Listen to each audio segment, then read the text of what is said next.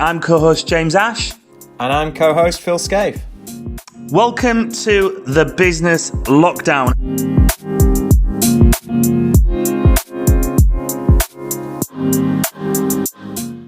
I'd love to welcome on today's show David Mankel from Mankel Over Matter, fitness and wellness coach. Is that right, Dave? Is that the right that way sounds about right to me, yeah.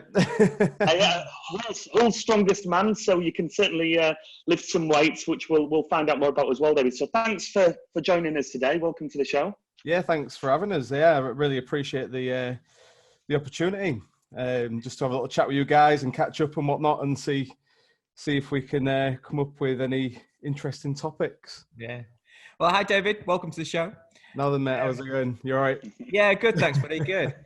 So we usually just start with bringing the audience up to speed with sort of like your journey from sort of like, you know, where you got to sort of, I suppose, before the shutdown and everything, before the lockdown.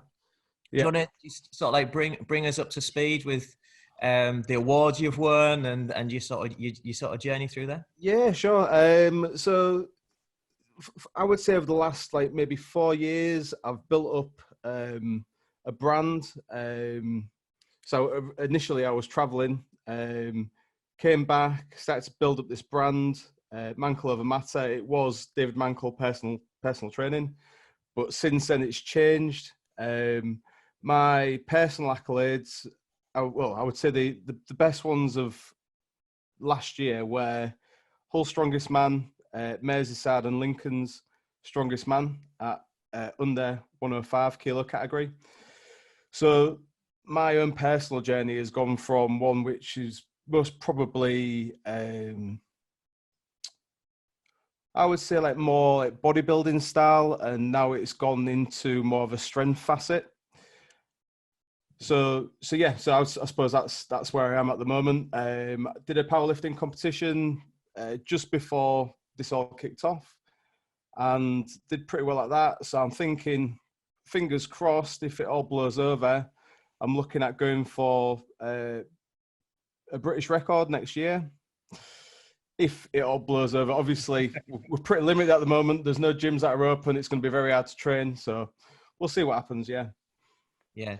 Dave, you spoke there about switching. You was David Mankel personal training, was it? And you've switched to Mankel Over Matter. So there's been a shift. Can you give us some insight into why that's happened, your decisions behind that, and yeah. I think, to be honest with you, it's just like a natural progression over the last several years of what I actually am as a person, what resonates with me as a person and as a brand as well. I sort of wanted to get away a little bit from just the generic personal trainer, because I don't think that's realistically what I am. I have quite a lot of interest in the mindset that's involved within coaching, sports performance, and just in life really. So the wellness part is sort of crept through over time, and I noticed with a lot of my clients, a lot of the time it wasn't actually the physical thing that they was realistically looking for. It was something more emotionally based and sort of like, to do with satisfaction and contentment rather than an actual physical thing, although that's sort of, a byproduct of it. So that's pretty much why I changed the brand. So what's a typical client sort of get from you? You're saying that they sort of like, they appear talking about something physical, mm-hmm. but it's usually something different to that, something more psychological. Yeah, I mean, generally what happens is somebody will get in touch with me and they'll say, the generic one is, I want to lose weight. And there's a big distinction, obviously, between just losing weight and body fat. So then we have to make that distinction. And then, we sort of come up with a strategy on how to achieve that goal. But within that, what I try and do is I try and delve a little bit into the reasons why that person wants to achieve that goal. So we come up with things like promise statements. I think we talked about that, didn't we, in the past? So I actually integrate them in within my coaching now as well, and they work relatively well. Some people like to use them, some people don't. The thing with personal training is that everybody is different. So you'll have some people that will respond really well to the theory side of things and the mental aspects of it, and then other people are more results driven. So you've just got to find what works best for that individual, really, I would say. Yeah. And so that would presumably that was a physical one-to-one discussion relationship. Yeah. How does that look now in this sort of non-physical world that we're I mean it's to some extent it's similar. I mean, I can always talk to people via a Zoom call or text or email or social media. The contact is still there. Obviously, as I said, like, human beings like to have that actual physical interaction. So even though, you know, we're speaking via a Zoom call at the moment, it's still not quite the same as an actual physical one-to-one interaction. Yeah. And for me as well, you know, for me, like, actually coaching people, it's a very different scenario. It does feel a little bit strange. I would say myself, it's taken time for me to get comfortable behind a camera. So there is a few challenges that we as personal trainers have, especially if we're predominantly one-to-one based coaching. Yeah. You just said there, David, which I'm keen on just delving a little bit deeper on, is that it's taken time to be comfortable in front of camera. So yeah, I would say I'm still not 100% comfortable, but I'm a lot more at ease, and that is a lot to do with yourself, mate. To be honest with you, you know, telling me to do these things, to push some content out, you know, to get behind the camera, to do fly on the wall sort of situation, to get, you know, some professional pieces of kit. So all of this it has taken time, but, you know, like, it's come from good advice, which is obviously your own. I think you're your own. Thank you very much. I think you're your own harshest critic there, because I've seen your car videos and you look really natural. Just I've told you before, you've just got a real flow to your presentation. So I appreciate that. Thank you, mate. Yeah, you're probably setting your standards very high, though. Possibly. Yeah, and I think it's quite difficult, isn't it? David, Yeah, it's quite difficult to gauge it, really, I guess. You know, some people just have a natural sort of like flow to their videos. I've got a friend called Sam. He's another coach, and he's a bit like a Joe Wicks style, like really animated. So, you know, for him, this is perfect. This is like perfect opportunity for him just to pump out loads of content. For those who are maybe not as natural behind a camera, it's a good opportunity to learn how to become more comfortable. Yeah. Joe Wicks this week, I mean, it was supposed to have been school PE, wasn't it? And I've taken part with the boys this week. He has broken me. Has it really? Yeah, I dare say the workouts are not easy. I mean, for me, I tried to do an old workout that I hadn't done in years, and this was like sort of body weighted strength endurance, I guess. And it absolutely ruined me. But 3 years ago, it would have been a breeze. So I suppose it's what you're used to doing. If you're not used to doing that sort of thing, yeah, it is going to be quite challenging, I would have thought. Yeah, but it's good that you're doing it.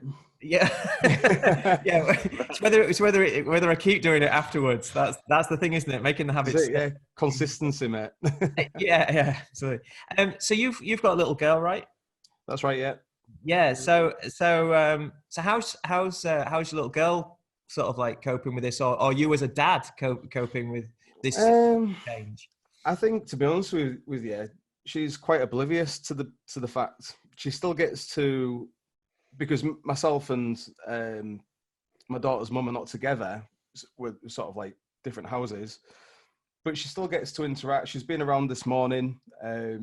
Nothing's really changed apart from we're just a bit more cautious when we're going out. So from that perspective, not a massive amount has changed. I didn't get to see her on the Friday, which I usually get to see her on the Friday, because my daughter's mum was a little bit apprehensive about me interacting, but I've been under lockdown for a good week now. I've not been out. There's no real symptom. Well, there is no symptom. So I'm presuming, and I say presuming, I don't know, but I'm presuming that I'm okay. Mm-hmm. But you can never be too careful, right?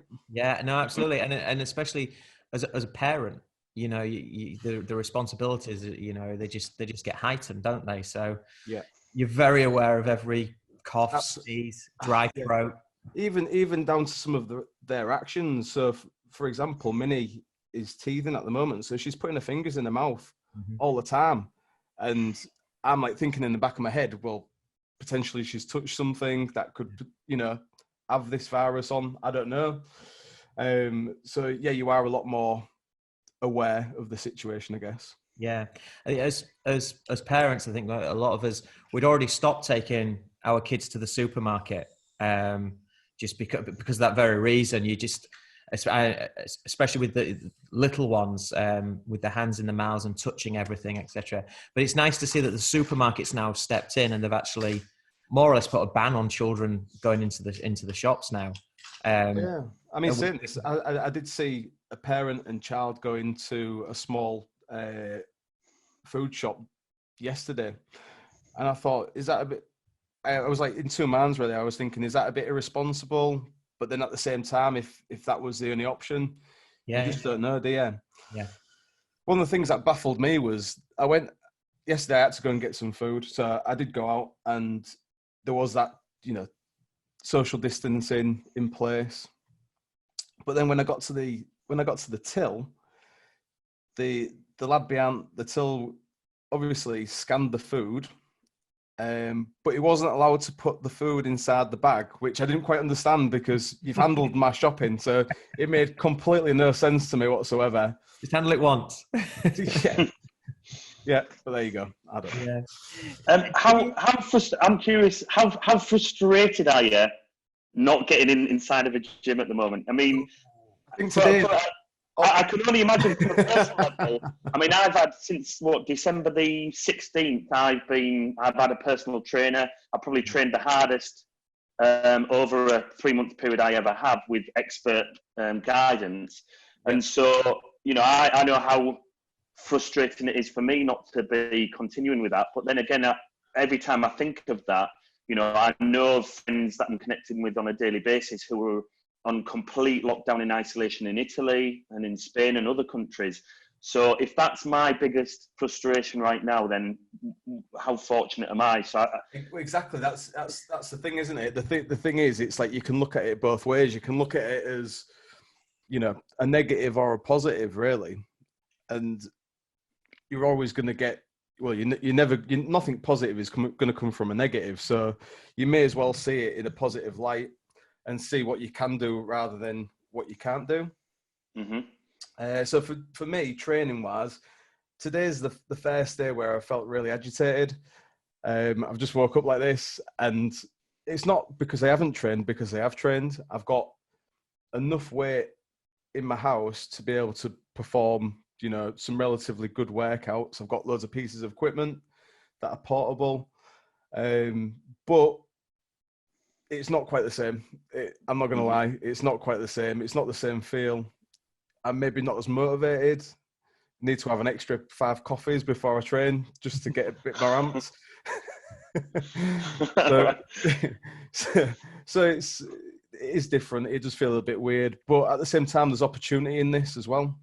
So I was saying for coaches and for clients, this is a really good opportunity to see how see whether or not you're actually performing an exercise correctly.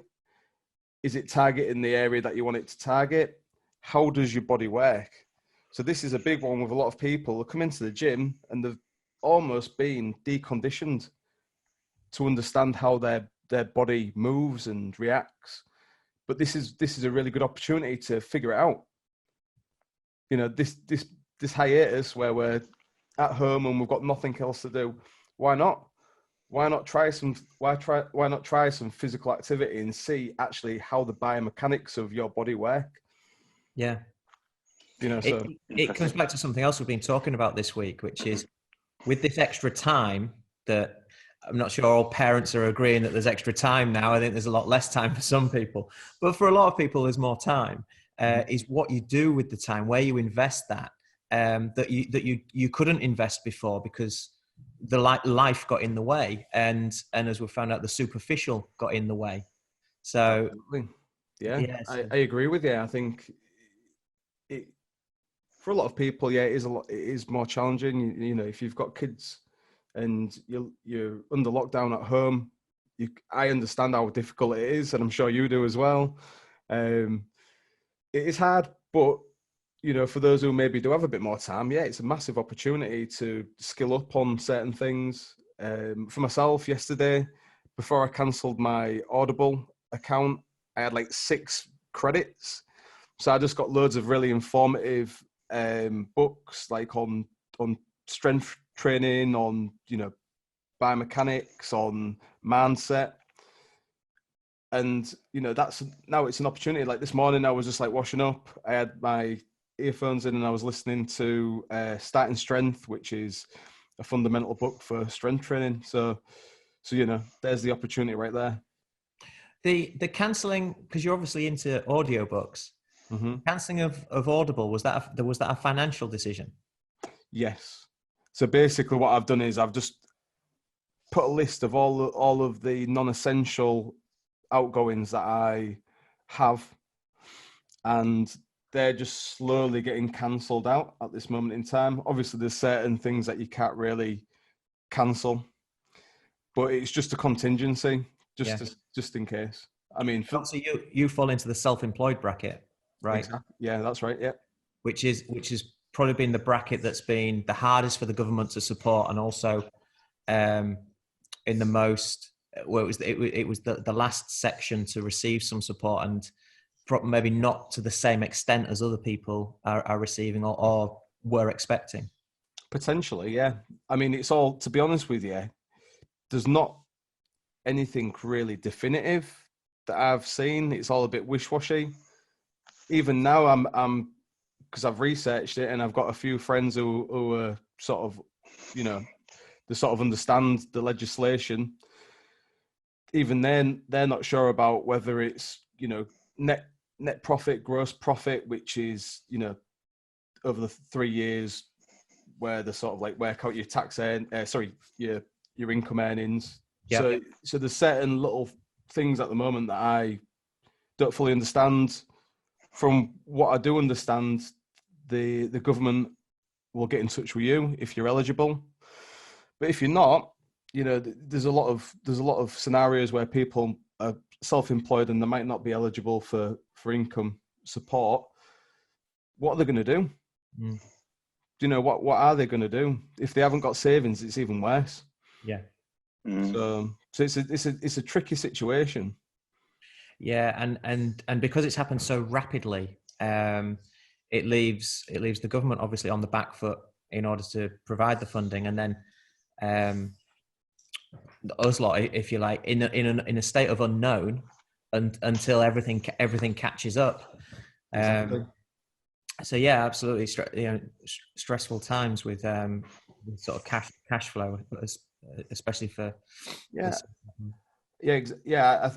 think it is. Don't get me wrong. I think it is a very hard task for the government at the moment to be able to provide accurate support for people, and it's something that's unprecedented. It's something that's never happened before. So like, you can sort of understand how difficult it is going to be, but at the same time, there is a lot of people that need that financial support at the moment that are not getting it. Yeah. You know, I think they said June is they'll backdate from, I think it's April. But if you are eligible, you won't actually get that payment until June. So for those that are living week by week, month by month, I know a lot of personal trainers are, I know a lot of coaches are. It's going to be a very hard month for them financially. Yeah. So you've focused on the things that you can control. Your non-essentials. Cut those down. Is there any other changes that you've made that you've sort of looked at? Just personally, or do you mean in relation to, or both? Both, personally, professionally. I mean, I'm pretty. Or as a parent. As a parent. Yeah, I mean, I was pretty keen on finding out. We've spoke about the shift of your personal training, and we've touched on a few personal things there as parenting and cutting down on your financial, your overheads. Are you still making money? Are you still dealing with clients right now? How have you shifted what you do? I have quite a large client base of current clients and past clients. I'm quite lucky in that respect. I've been getting in touch with them. I've been putting out content, a lot more home workout based content. And then I've had a few people get in touch with me about providing online coaching in relation to the equipment that they have available to them. So this is obviously for me. I enjoy it. Don't get me wrong. I think it's this will weed out your average Joe in comparison to somebody who is actually passionate about coaching, training. So yes, I enjoy it. I enjoy the challenging aspect of figuring out ways in which myself and the client can actually achieve a goal with the equipment that they actually have. Yeah. It's funny you said there that this will weed out those that are passionate about it, and I think we're seeing that across many industries. But in terms of, I think a lot of people are experiencing how their teams come together, in business. Who's standing up and prepared to be counted, and these are times to not mess about. We need to be working not only harder in a lot of respects, but also smarter as well. And we're certainly learning a lot ourselves with that as well, aren't we, Phil? That how people actually come together under these times, and we're massively proud of our team. We're in talks with a lot of people on how their workforce are coming together, how the attitudes of their teams, and it's pretty inspirational, really. It's pretty inspirational, and how people have adapted to working remotely. The first morning that we had our team working remotely, and straight away what we found interesting were what the team were doing with an extra hour in the day that they weren't traveling. They weren't traveling to work. So potentially your workforce could become more productive because they don't have to commute, in a sense. Whether that actually works out like that is another question, but you could put a positive spin on this as well. I think it's not just the time of the commute, but I also think it's sort of, you're making many micro decisions during a commute, which gives you sort of decision fatigue in a very sort of small way, but it accumulates. So I think when you strip that away, along with a lot of the other things, the other parts, especially in a creative industry like ours, you find more space, more, to move your mind into. It's not so much, it's not so much about the time, but as much about the bandwidth, as we say, the mental bandwidth. I agree with you completely. Yeah, less task, less mental processing. Absolutely. Can I stop you a sec? I'm just going to plug in the computer because it's down to about 7%. So I won't be 2 seconds. No problem. Yeah, no problem at all. No problem at all. Phil, when it comes to training, what are you doing? What have you been doing in the past week with your health and fitness? My training's Joe Wicks. You spoke about Joe Wicks. Have you been on your exercise bike, or is that the wrong way to mention the Peloton bike? Is that? Keris has owned it on the Peloton, and I have not quite yet. I'm still waiting to start that one. It's still a clothes hanger for me. We're back in the game, David. We're back in the game. It's all good. Yeah. It just, for some reason, it was going down rapidly. I don't know why. But yeah. If you could, you spoke about you spoke about the strength book. Can you had some credits remaining? Can you give our audience some pointers towards some of the books, the resources that you'd recommend and why? Absolutely. Yeah. I'll just quickly bring it up on my phone and I'll have a quick rundown of what a lot of them have been impulse buys, but some of them have been a little bit sort of purchased on a bit more of an educated thing.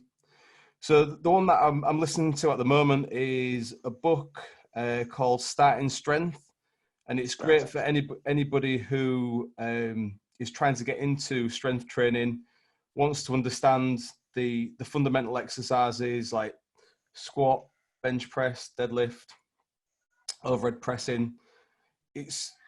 I mean, I'm only into a few chapters, but a lot of it is what I adhere to anyway. Mm-hmm. And I think it's the narrator comes across pretty well as well. He puts his own little sort of spin on things, and it's quite concise. So I mean, that's quite a good book for anybody, regardless of whether you're a beginner, intermediate, advanced. It's still a good book to read. If you're advanced, it'll just sort of reiterate what you're already doing. If you're beginner, intermediate, it will most probably give you a few ideas on how to develop and perfect your techniques when it comes to strength training. Awesome. Mm-hmm. The other one that I got was practical programming for strength training. I don't have a clue about this. This is just something that I had a quick look over, and the reviews were pretty good. So I'll let you know on that one as well. Awesome. Let's just have a quick look at some of the other ones.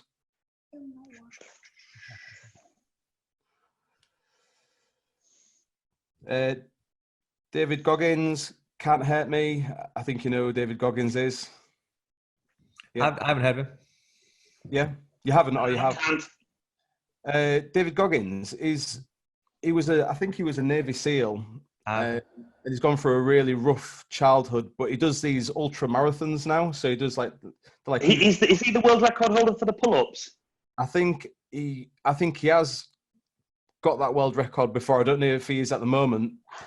Yeah, he's a machine, that guy. I mean, because he was pretty weighty, wasn't he? And he decided to lose weight. That's right. He went on the ultra marathon. Yeah, it's different.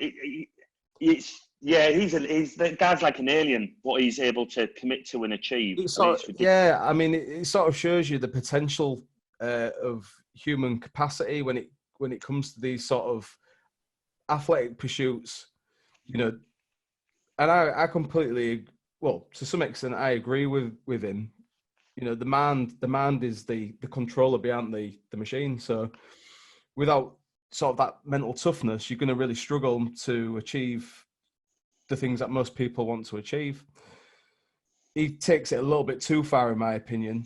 Like, if you give it a read, it's intense. I was listening to him on the Joe Rogan podcast. Yes, and it just blew my head. It was a long podcast. I think, as they usually are, they're about 3 hours. Yeah, but yeah, he's just an intense guy, mate. He's just really like.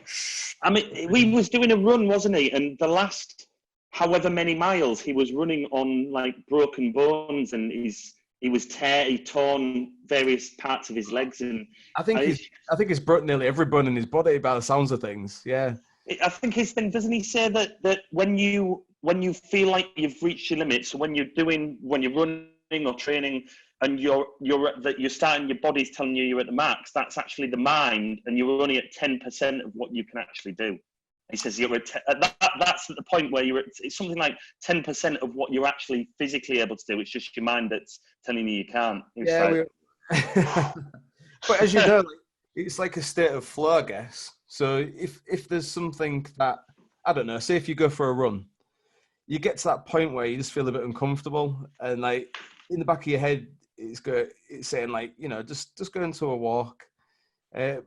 but this little voice in your head it's there as a buffer. It's there to sort of, your body doesn't like to change. It likes to stay in constant. So by pushing it, especially at the start, it most probably isn't comfortable, and you will get those little voices saying, just slow down, just stop.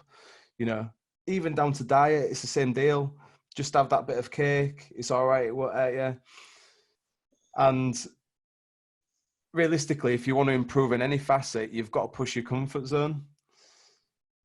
So I'm just pulling him up now. He's 45. It says on January the 19th, 2013 at CrossFit Brentwood Hills in Brentford, Tennessee, Goggins broke the world record for the most pull-ups done in 24 hours, completing 4,030 pull-ups in 17 hours. I don't even know how you'd have like that. Like, you'd just get bored. Like, how can you mentally like stay that engaged with doing pull-ups? It's crazy, mate. Age 45 as well. Age 45, yeah. He's an absolute machine. He doesn't look 45 either. No, he doesn't. He's his mental toughness is different level stuff, that guy. Well, just before we wrap up, Dave, what's an easy piece of advice you'd give our audience? What's someone who's stressed at this moment, juggling kids and work and home life, and just wanting some stability, some grounding, and wanting to get fit and healthy or increase their levels of fitness. What's a start that you'd recommend? What's a great piece of advice for people to work on? Just to start something. I think rather than procrastinating, just actually do something. Dedicate a little bit of time to yourself. You've got 24 hours in a day. Yeah, you might have kids. It's going to be hard. But, even if you dedicate 15, 20 minutes to yourself and just do a bit of activity, the activity could be anything. It could be putting on, I don't know, some music channel and just dancing. Not that I would do that personally. I would never admit to that. Or if you've got like some pieces of equipment lying around your house, come up with some sort of structure. It doesn't need to be perfect. You can refine this over time. So for myself, the way I've done things is I've tried to keep it similar to what I would do in the gym. Bench day, squat day, deadlift day. Obviously the environment's different and the loading is different, but I've got a bit of a structure, and I'm working on that structure to come up with something that is challenging, interesting, and I'm going to basically be able to do it and progress with it. Yeah.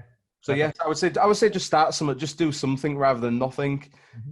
If you're unsure, loads of PTs at the moment online. Do you know what I mean? Like, just get in touch with them. Just send them a direct message, asking for a bit of advice. Any decent PT would be more than happy to help. Well, that nicely links into the final question. Mm-hmm. How do people get hold of you? So yeah, through the usual social media channels. So Facebook, Instagram, YouTube as well. Mankel over Matter. All three of them are the same. And we're spelling Mankel, Mankel. Kel. Yeah, and then over Matter, obviously. So yeah. So if anybody's got any questions about training from home, diet advice, whatever it is, more than happy to help. Just send a message to my inbox. That's and I'll get back in touch. Brilliant. Awesome. Great stuff. Nice one. David Mankel, thank you for joining us, and more importantly, just for providing value to our audience. It means a lot, and this it's under pretty shocking circumstances. We're it's massively important to be as positive as possible, and as our strapline goes, stronger together. So these are interesting and uncertain times, but thank you for being on our show and providing your knowledge to our audience. So it means a lot, mate. Yeah, thanks for the opportunity. I appreciate it. Cheers. Cheers.